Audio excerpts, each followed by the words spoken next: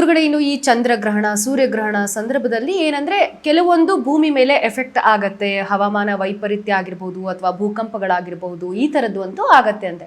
So ಈ ತರದ ಒಂದು ವಿಸ್ಮಯಕಾರಿ ಘಟನೆಯಿಂದ ಈ 6 ಪ್ಲಾನೆಟ್ಗಳು ಒಂದೇ ಅಲೈನ್ಮೆಂಟ್ ಅಲ್ಲಿ ಬರ್ತಾ ಇರೋದ್ರಿಂದ ಅದು ಕೂಡ ಭೂಮಿ ಮೇಲೆ ಏನಾದ್ರೂ ಎಫೆಕ್ಟ್ ಇದೆಯಾ ಅಂತ? ಖಂಡಿತ. ನೋಡಿ, ಸಾಮಾನ್ಯವಾಗಿ ಜ್ಯೋತಿಷ್ಯ ಶಾಸ್ತ್ರಕ್ಕೂ ಒಂದಷ್ಟು ವೈಜ್ಞಾನಿಕ ವಿಚಾರದಲ್ಲಿ ನಾವು ನೋಡೋಕೆ ಹೋದರೆ ವಿಜ್ಞಾನಿಗಳು ಕೆಲವು ಒಪ್ಕೊಳ್ಳೋದಿಲ್ಲ. ಯಾಕಂತ ಹೇಳಿದ್ರೆ ಅವ್ರದ್ದೇ ಆದಂತಹ ಸಿದ್ಧಾಂತಗಳಿದೆ. ಏನಿದೆ ಇದು ಸರ್ವೇ ಸಾಮಾನ್ಯವಾಗಿರುವಂಥದ್ದು, ಏನು ಒಂದೇ ರೇಖಾಂಶದಲ್ಲಿ ನಡೀತಾ ಇದೆ, ಸೂರ್ಯನ ಸುತ್ತ ಗ್ರಹಗಳು ಸುತ್ತಾ ಇದೆ, ಅಷ್ಟು ಲೆಕ್ಕಾಚಾರ ಮಾತ್ರ ಹೇಳಲಿಕ್ಕೆ ಸಾಧ್ಯ ಆಗುತ್ತೆ. ಆದರೆ ಜ್ಯೋತಿಷ್ಯ ಶಾಸ್ತ್ರ ಅಂತ ಹೇಳಿದ್ರೆ ಆ ಏನು 6 ಗ್ರಹಗಳ ಏನು ಒಂದು ರೇಖೆಯಲ್ಲಿ ಕಾಣಿಸ್ತಾ ಇದೆ ಒಂದಷ್ಟು ಪ್ರಕೃತಿ ಮೇಲೇನೂ ಪ್ರಭಾವ ಬೀಳುತ್ತೆ ಅಂತ ಹೇಳುತ್ತೆ. ಯಾಕಂದರೆ ಇದು ಒಪ್ಕೊಳ್ಳೇಬೇಕಾದಂಥ ವಿಚಾರಗಳಿದ್ದಾವೆ. ಯಾಕಂತ ಹೇಳಿದ್ರೆ ಇವತ್ತು ನಾವು ಹಿಂದೆ ಕೆಲವೊಂದು ಗ್ರಹಣದ ಸಂದರ್ಭದಲ್ಲಿ ಆಗ್ಬೋದು, ಒಂದು ಗುರು ಬದಲಾವಣೆ ವಿಚಾರದಲ್ಲಿ ಆಗ್ಬೋದು, ಶನಿ ಬದಲಾವಣೆ ಆಗಬಹುದು, ಪ್ರತಿ ಮನುಷ್ಯನ ಮೇಲೆ, ಪ್ರತಿ ಪ್ರಕೃತಿಯ ಮೇಲೇನೂ, ಪ್ರತಿ ಒಂದು ಪ್ರಾಣಿ ಮೇಲೇನೂ ಆ ಪ್ರಭಾವ ಬೀಳುತ್ತೆ ಅನ್ನುವಂಥದ್ದು ಲೆಕ್ಕಾಚಾರ ಮಾಡುತ್ತೆ. ಸಾಮಾನ್ಯವಾಗಿ ನೋಡಿ, ಯಾವಾಗಲೂ ಅಷ್ಟೇ ಒಂದು ಗ್ರಹ ಬದಲಾವಣೆ ಆಗುತ್ತೆ ಅಂದ್ರೇ ನಮಗೆ ಏನೆಲ್ಲ ಬದಲಾವಣೆ ಆಗುತ್ತೆ, ಒಂದಷ್ಟು ಆರೋಗ್ಯ ಕೆಡಬಹುದು, ಒಂದಷ್ಟು ಕೆಲಸ ಕಳ್ಕೊಳ್ಳುವಂಥದ್ದು, ಇವೆಲ್ಲವನ್ನು ನಾವು ನೋಡ್ತೀವಿ. ಇನ್ನು ಪ್ರಕೃತಿ ಮೇಲೆ ಎಷ್ಟು ಬೀಳಬಹುದು ಅನ್ನುವಂಥದ್ದು ನಾವು ನೋಡಬಹುದು. ಮತ್ತು ಯಾವಾಗಲೂ ಅಷ್ಟೇ ಒಂದಷ್ಟು ಗ್ರಹಗಳ ಬದಲಾವಣೆ ಸಮೀಪಕ್ಕೆ ಬಂದಾಗ ಒಂದಷ್ಟು ವ್ಯತ್ಯಾಸಗಳು ಕಾಣಬಹುದು. ಪ್ರತಿ 15 ದಿನಗಳಲ್ಲಿ ನಾವು ಒಂದಷ್ಟು ಅಮಾವಾಸ್ಯೆ ಹುಣ್ಣಿಮೆ ಬಂದಾಗ ಸಮುದ್ರ ತೀರದ ಹತ್ರ ಇರುವಂಥವ್ರಿಗೆ ನಾನು ಹೇಳೋದು ಅರ್ಥ ಆಗುತ್ತೆ. ಸಮುದ್ರ ತೀರದಲ್ಲಿ ಯಾರೆಲ್ಲ ಇದ್ದೀರೋ ಒಂದು ಅಮಾವಾಸ್ಯೆ ಹುಣ್ಣಿಮೆ ಬಂತು ಅಂತ ಹೇಳಿದ್ರೆ ಉಬ್ಬರಗಳು ಜಾಸ್ತಿ ಆಗುತ್ತೆ. ಮಾಮೂಲಿ ಟೈಮ್ ಇರೋದಿಲ್ಲ, ಸಮುದ್ರದ ಉಬ್ಬರಗಳು ಜಾಸ್ತಿ ಆಗುವಂಥದ್ದು ಇರುತ್ತೆ. ಯಾಕೆ ಅಂದರೆ ಸೂರ್ಯ ಮತ್ತು ಚಂದ್ರನ ಒಂದು ಸಮೀಪ ಮತ್ತು ದೂರದ ಏನು ಚಲನವಲನದಿಂದ ಒಂದಷ್ಟು ಬದಲಾವಣೆ ಕಾಣುವಂಥದ್ದು ಇರುತ್ತೆ. ಈ 6 ಗ್ರಹಗಳು ಒಂದೇ ರೇಖೆಯಲ್ಲಿ ಬರೋದ್ರಿಂದನೂ ಒಂದಷ್ಟು ಪ್ರಕೃತಿಯ ಮೇಲೇನೂ ಹೆಚ್ಚು ಪರಿಣಾಮಗಳು ಬೀಳುವಂಥ ಸಾಧ್ಯತೆಗಳು ಇದೆ ಅನ್ನುವಂಥದ್ದು ಜ್ಯೋತಿಷ್ಯದಲ್ಲಿ ಹೇಳಲಿಕ್ಕೆ ಸಾಧ್ಯ ಆಗುತ್ತೆ. ಯಾಕಂತ ಹೇಳಿದ್ರೆ ಬರೀ ಅಮಾವಾಸ್ಯೆ ಹುಣ್ಣಿಮೆ ಟೈಮಲ್ಲೇ ಈ ರೀತಿ ಆಗುತ್ತೆ ಅಂತ ಹೇಳಿದ್ರೆ ಈ ಗ್ರಹಣ ಸಂದರ್ಭದಲ್ಲಿನೂ ಪ್ರಭಾವ ಹೇಗೆ ಬೀಳುತ್ತೋ ಪ್ರಕೃತಿ ಮೇಲೆ, ಸೊ ಇದೂ ಸಹ ಒಂದಷ್ಟು ಅಷ್ಟು ಹೆಚ್ಚು ಪರಿಣಾಮ ಇಲ್ಲ ಅಂದ್ರೇನು ಒಂದು ಪರಿಣಾಮ ಅಂತ ಹೇಳಿದ್ರೆ ಒಂದು ಏನಾದರೂ ಬದಲಾವಣೆ ಒಂದು ಸಮುದ್ರ ತೀರದಲ್ಲಿ ಇರಬಹುದು, ಅಥವಾ ಒಂದಷ್ಟು ಪ್ರಕೃತಿ ಮೇಲೆ ವಿಕೋಪಗಳು ಉಂಟಾಗುವಂಥದ್ದು, ಬಿರುಗಾಳಿ ಜಾಸ್ತಿ ಆಗಬಹುದು, ಪ್ರಳಯಗಳಿಗೆ ಸಂಬಂಧಪಟ್ಟಂಥದ್ದು ಒಂದಷ್ಟು ಸೂಚನೆಗಳನ್ನು ನಾವು ಕಾಣಬಹುದು ಅಂತ ಹೇಳಬಹುದು. ಈಗ ನೀವು ಕೆಲವು ರಾಶಿಯವರ ಬಗ್ಗೆ ಹೇಳಿದ್ರಿ, ಸ್ವಲ್ಪ ಎಚ್ಚರಿಕೆಯಿಂದ ಇರಬೇಕು ಕೆಲವು ರಾಶಿಯವರು ಅಂತ ಹೇಳಿ.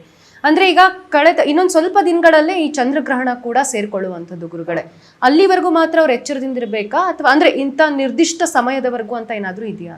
ನೋಡಿ, ಇದು ಈ 6 ಗ್ರಹಗಳ ಸಂಯೋಗ ಕೆಲವೇ ಗಂಟೆಗಳಲ್ಲಿ ನಡೆದು ಹೋಗುವಂಥದ್ದಿರುತ್ತೆ. ಕೆಲವು ಗ್ರಹಗಳು ಒಂದಷ್ಟು ದೀರ್ಘಕಾಲ 15 ದಿನ ಕಾಲ ಅಥವಾ ಒಂದು 3 ತಿಂಗಳ ಕಾಲ ಆ ಥರ ಇರಬಹುದು. ಆದರೆ ಈಗ ಶನಿ ಅದು ಏನು ಚಲನೆ ಆಗ್ತಾ ಇದೆ ನಿರ್ದಿಷ್ಟ ರೇಖೆಯಲ್ಲಿ ಅದು ಇದ್ದೇ ಇರುತ್ತೆ. ಈ ಬುಧ ಕೆಲವೇ ಗಂಟೆಗಳಲ್ಲಿ ಅದು ಚಲನೆ ಆಗಿಬಿಡುತ್ತೆ. ಈ ಯುರೇನಸ್ಸು ಮತ್ತು ನೆಪ್ಚೂನ್ ಏನಿದೆ ಅದು ದೂರದ ಪ್ರಭಾವ ನಮ್ಮ ಭೂಮಿ ಮೇಲೆ ಬೀಳೋದ್ರಿಂದ ಅದರ ಅಷ್ಟು ಪರಿಣಾಮಗಳು ಬೀಳುವಂಥದ್ದು ಇರೋದಿಲ್ಲ. ಈ ಬುಧ ಮತ್ತು ಅದರ ಜೊತೆಗೆ ಗುರು ಶುಕ್ರರ ಪಾತ್ರ ಏನಾಗುತ್ತೆ ಅಂತ ಹೇಳಿದ್ರೆ ಒಂದಷ್ಟು ಪರಿಣಾಮ ರೀತಿಯಲ್ಲಿ ಒಂದು 15 ದಿನದ ಕಾಲದವರೆಗೂ ಅದರ ತೀವ್ರತೆ ಇರುತ್ತೆ ಅಂತ ಹೇಳ್ಬೋದು. ಮತ್ತು ಇನ್ನೊಂದು ಇದೇ ಸಂದರ್ಭದಲ್ಲಿ 3ನೇ ತಾರೀಕು ಏನು ನಡೀತಾ ಇರೋದು ಚಂದ್ರಗ್ರಹ, ಅದೂ ಸಹ ಇದಕ್ಕೆ ಒಳಕೊಂಡಿರುತ್ತೆ ಅಂತ ಹೇಳುತ್ತೆ. ಯಾಕಂತ ಹೇಳಿದ್ರೆ ಈಗ ನಾವು ಚಂದ್ರಗ್ರಹಣವನ್ನು ನಾವು ಈಗಾಗಲೇ ನಮ್ಮ ಭಾರತಕ್ಕೆ ಕಾಣಿಸುವಂಥದ್ದಿದೆ. ಯಾಕಂತ ಹೇಳಿದ್ರೆ ಆಚರಣೆ ಇದೆ ಅಂತ ಹೇಳ್ತೀವಿ.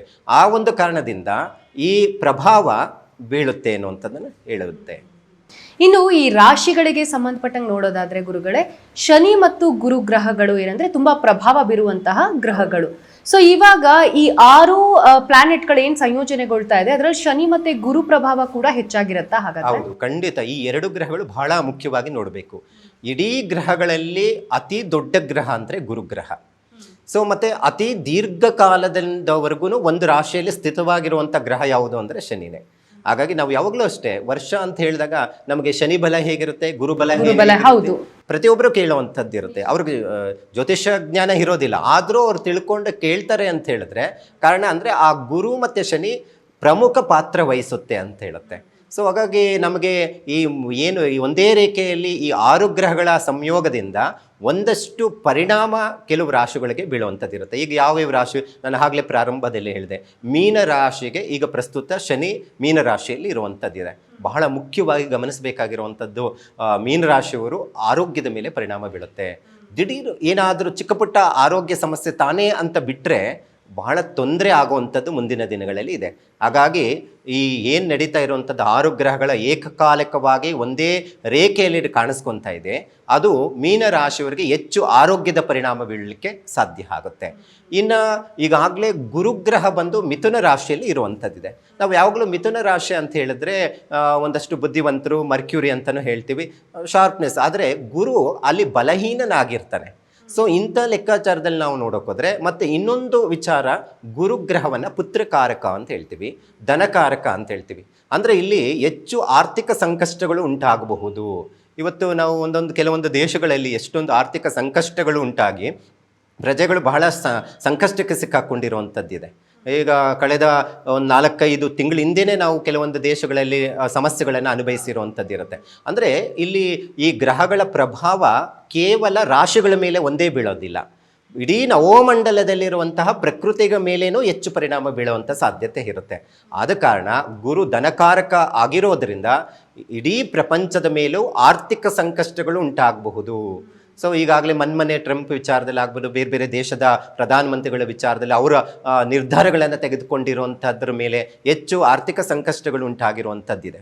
ಸೊ ಹಾಗಾಗಿ ಈ ಬಾರಿ ಏನು ಈ ಗೋಚಾರದಲ್ಲಿ ಈ ಥರ ಕಾಣಿಸ್ತಾ ಇದೆ, ಅದು ಒಂದಷ್ಟು ಆರ್ಥಿಕ ಸಂಕಷ್ಟಗಳಿಗೂ ಕಾರಣ ಆಗುವಂಥ ಸಾಧ್ಯತೆ ಬಹಳ ಹೆಚ್ಚಾಗಿರುತ್ತೆ. ಓಕೆ, ಇನ್ನು ಈ 6 ಗ್ರಹಗಳಿಂದ ಎಫೆಕ್ಟ್ ಇಂದಾಗಿ ಈ ರಾಶಿಗಳ ಮೇಲೆ ಹೇಳಿದ್ರಿ ನೀವು, ಕೆಲವೊಂದು ರಾಶಿಗಳ ಮೇಲೆ ಎಫೆಕ್ಟ್. ಸೊ ಹಾಗಾದ್ರೆ ಅದಕ್ಕೇನಾದ್ರು ಪರಿಹಾರ ಕೂಡ ಮಾಡ್ಕೊಳ್ಬೇಕಾಗತ್ತಾ, ಹೇಗೆ ಗುರುಗಳೇ? ನೋಡಿ, ಸಾಮಾನ್ಯವಾಗಿ ಇದೊಂದು ಪ್ರಕೃತಿಯಲ್ಲಿ ನಡೆಯುವಂಥದ್ದು ಒಂದು ವಿಸ್ಮಯ ಘಟನೆ ಅಂತ ಹೇಳ್ಬೋದು. ಆದರೆ ಯಾವ ರಾಶಿಯವರೆಗೆ ಹೆಚ್ಚು ಪರಿಣಾಮ ಇರುತ್ತೆ ಅಂಥವರು ಸ್ವಲ್ಪ ಜಾಗೃತವಾಗಿರಬೇಕಾಗುತ್ತೆ ಮೊದಲಿಗೆ. ಈಗ ನಾನು ಮೀನ ರಾಶಿಯವರೆಗೂ ಹೇಳಿದೆ, ಆರೋಗ್ಯ ಸ್ವಲ್ಪ ನೋಡ್ಕೊಳ್ಳಿ. ಈಗಾಗಲೇ ಅನಾರೋಗ್ಯದಲ್ಲಿ ಇದ್ದಾರೆ. ಸೊ ಹಾಗಾಗಿ ಆರೋಗ್ಯದ ಬಗ್ಗೆ ಒಂದು ಸ್ವಲ್ಪ ಕೇರ್ ತಗೊಳ್ಳುವಂಥದ್ದು, ಮೆಡಿಕಲ್ ಚೆಕಪ್ ಮಾಡಿಸುವಂಥದ್ದು, ಅಥವಾ ಚಿಕ್ಕದ ತಾನೇ ಆರೋಗ್ಯ ಏನೋ ಎದೆ ನೋವ್ತಾ ಇದೆ ಇಷ್ಟೇ ತಾನೇ ಮಾಡಬಾರ್ದು. ಆಮೇಲೆ ಎದೆ ನೋವು ಜಾಸ್ತಿ ಆಗಿ ಹೃದಯನೇ ನಿಂತು ಹೋದರೆ, ಸೊ ಹಾಗಾಗಿ ಹಾಗಾಗಬಾರ್ದು. ಆರೋಗ್ಯದ ಬಗ್ಗೆ ಹೆಚ್ಚು ಗಮನ ಕೊಡಬೇಕು. ಮತ್ತು ಅದ್ರ ಜೊತೆ ಗುರು, ಬಿಡು ಏನೋ ಒಂದು ಬಿಸ್ನೆಸ್ ಮಾಡೋಣ, ಏನೋ ಹೇಳ್ತಾ ಇದ್ದಾರೆ ಗುರುಗಳು ಅಂತೇಳಿ ಬಿಸ್ನೆಸ್ಗೆ ಲಾಸ್ ಮಾಡ್ಕೊಳ್ಳುವಂಥದ್ದು ಇರುತ್ತೆ. ದೊಡ್ಡ ಇನ್ವೆಸ್ಟ್ಮೆಂಟ್ ಮಾಡ್ತಾರೆ, ಸಾಲ ಮಾಡಿ ಹಾಕ್ತಾರೆ, ಬಂಡವಾಳ ಲಾಸ್ ಆಗುವಂಥದ್ದು ಇರುತ್ತೆ. ನೀವು ಗಮನಿಸಬಹುದು ಇದು ಹೇಗೆ ಕೆಲಸ ಮಾಡುತ್ತೆ ಅಂದರೆ, ಹಾಕಿದ ತಕ್ಷಣ ಸಾಲ ಆಗೋದಿಲ್ಲ. ನೀವು ಹಾಕುವಂಥ ಸಂದರ್ಭ ಯಾವುದಿರುತ್ತೆ, ಒಂದು ಮದುವೆ ಮುಹೂರ್ತ ಇಡಬೇಕಾದ್ರೆ ಅವರ ಮದುವೆ ಆಗುವಂತಹ ಮುಹೂರ್ತ ಸರಿಯಾಗಿದ್ದರೆ ಜೀವನ ಚೆನ್ನಾಗಿರುತ್ತೆ. ಒಂದು ಒಳ್ಳೆಯ ದಿನ ನಾವು ಒಂದು ಪಾಯ ಹಾಕಿ ಒಂದು ಶುಭ ಕಾರ್ಯವನ್ನು ಮಾಡ್ತೀವಿ ಅಥವಾ ಒಂದು ಅಂಗಡಿ ಓಪನ್ ಮಾಡ್ತೀವಿ ಅಂತ ಹೇಳಿದ್ರೆ ಇಡೀ ಜೀವನ ಚೆನ್ನಾಗಿರ್ಲಿಕ್ಕಿರುತ್ತೆ.